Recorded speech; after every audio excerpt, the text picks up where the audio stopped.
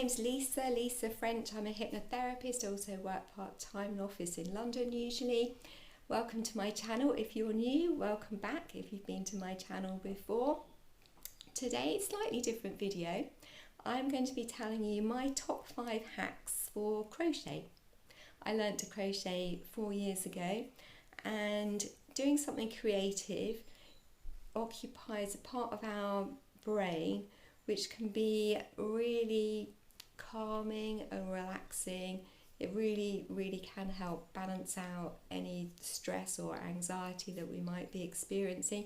It helps in that moment when you're working on it, on your project or doing your activity that you enjoy, but also it's very beneficial in the long term if you regularly do some kind of creative activity. So that is a well-known fact which is quite evidence-based, and certainly in my own experience I found it so beneficial, so I'm so glad that I learned to crochet. So today what I'm going to do, I'm going to go through the hacks one at a time.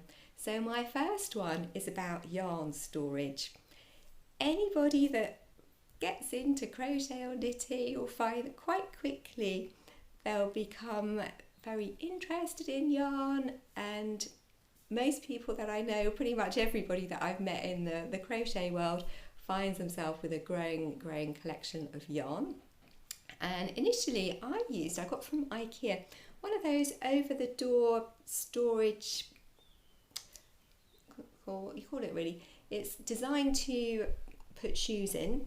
I'll insert a picture in here so that you can see what I'm talking about, and it worked brilliantly. I was able to put in the yarn, but what I found that as I got more yarn, it was quite difficult actually to find the yarn. So during this lockdown time, I reorganised my yarn, and what I did, I used the Marie Kondo technique or principle in terms of, if you've got, this works for the yarn this kind of shape, storing them like that.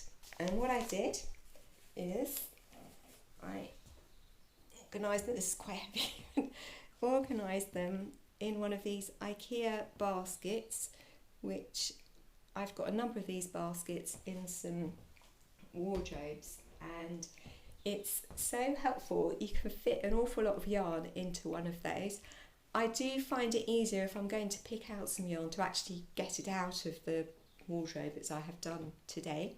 I had a few left over, so if you've got a smaller yarn collection, you can use a basket like this for putting them in. And again, it's such a good technique. The Marie Kondo thing, honestly, is life-changing. If you haven't read the book, Life-Changing Magic of Tidying Up, I recommend that. I've done a couple of videos on that before. Also, the smaller bits that you get left over, I've just put these in. This actually is a Dessel box, and so they're in there, and it makes my life a lot easier because I can very quickly and easily find my yarn now. So my second hack is about storage again, and is about crochet hooks. I've got mine here in this little pot. This is actually a pot designed for keeping pens.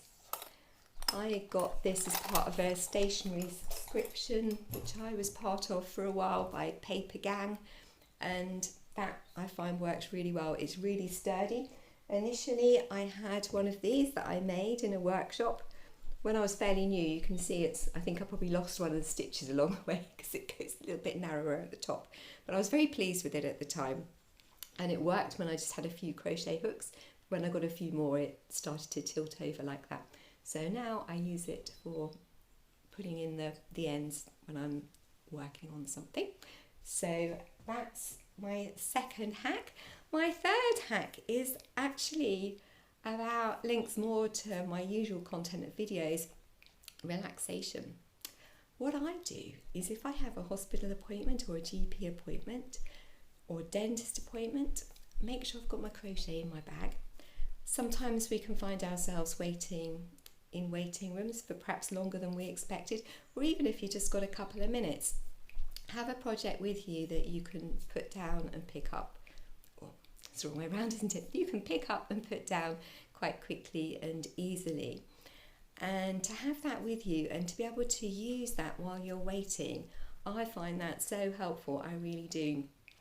You then become absorbed in what you're doing rather than allowing your mind and your thoughts to take over if you are there for something which you are feeling concerned and worried about. And in a practical way, it helps the time go faster, and then you don't mind how long you're there because actually you're enjoying what you're doing and you're quite content and quite happy. So that personally I found very helpful. Also useful if you find yourself travelling on a long journey, car, bus, train. Not at the moment because we're in semi-lockdown still, so people are doing that. Some people are needing to do that for their work, but most of us not able to travel on public transport. It's not really recommended at the moment. But there will be time where we will be able to do that again. So that's quite helpful. If you find yourself in a situation where you perhaps have forgotten your crochet and you start to feel a little bit anxious, one thing you can do, and this is suitable for most people, but if you have got a history of hallucinations or specific mental health conditions, this may not be suitable for you, so do bear that in mind. But what I do is I imagine that I'm doing some crochet in my mind, and that in itself can be really relaxing because the primitive part of our brain that can cause us stress and anxiety with the way that it's trying to keep us safe, it can't differentiate. So if I'm imagining doing some crochet, using my senses, imagine what it's feeling like, what it's looking like, it can really be very helpful. And it might sound a little bit crazy, but doing that, it can really help calm the mind. So that's my hack around that. And the next one is I've kept records of the things that I've made, the yarn that I've used, the hook size, and any little tips and things that I've come across along the way. Here's a page from my folder, which was a scarf I made for my dad, and you can see I've got the yarn band on there. I staple a bit of the yarn and put the date. And so the reason I do that is that if, supposing somebody else had seen it on him and said, oh, I'd like one of those, then I would know where I got the pattern from and all the information that I would need to make it again. This is the folder that I've got. It's actually my second folder. And you can see I've got some yarn themed stickers, little sheep on there as well. These stickers I got from the Stationery Geek when I was at Yarndale a couple of years ago. And you can see they've got some great stickers. These stickers are also very useful if you're making a gift for somebody, as I was on that occasion actually.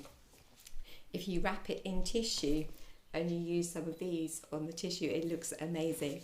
And people so appreciate a personal gift that you've made. The other thing, if you're making a gift as well, is that when we're doing something for other people, it triggers some really lovely hormones and chemical reactions in our minds. And so that again is really beneficial, very calming on the nervous system as well. So that's an extra one in there.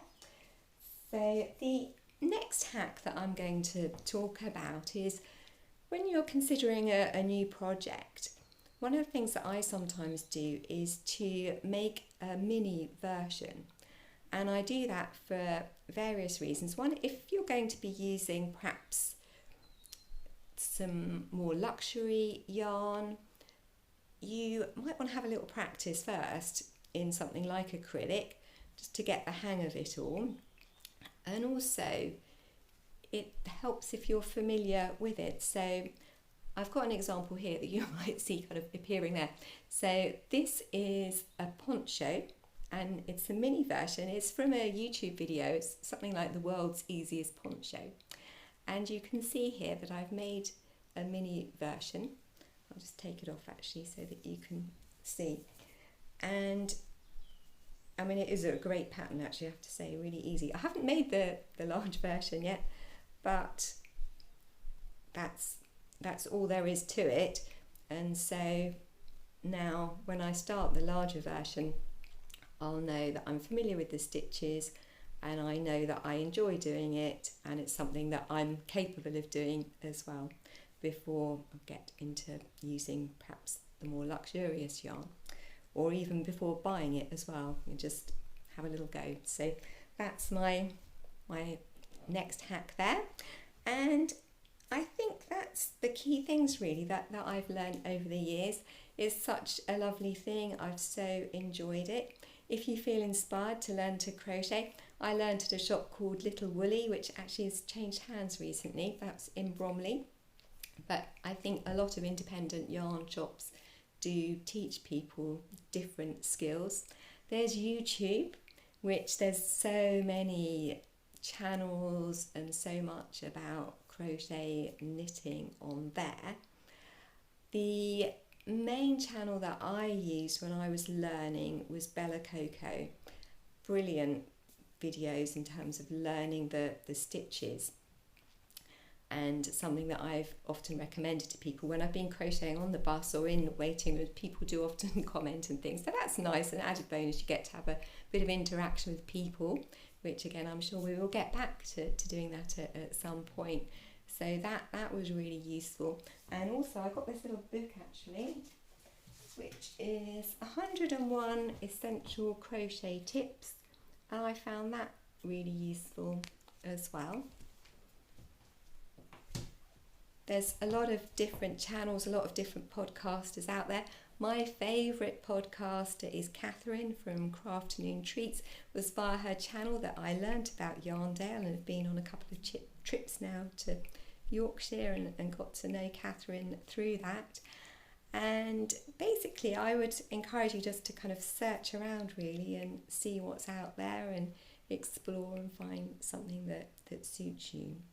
So I hope that's been helpful. Oh, crochet theme necklace. This is from White Stuff. I bought this fairly recently by mail order. That's online. It's where we are at the moment. So thank you so much for watching my video. If you're interested in well-being and more tips, do subscribe to my channel. And if you like this video, give me a thumbs up. And if there are some things that I've mentioned that you're going to do please write me a comment, because I'd love to hear. That would be really helpful. So, and I wish you all the best with your crafting, crochet, knitting, whatever it is that you do. Bye for now.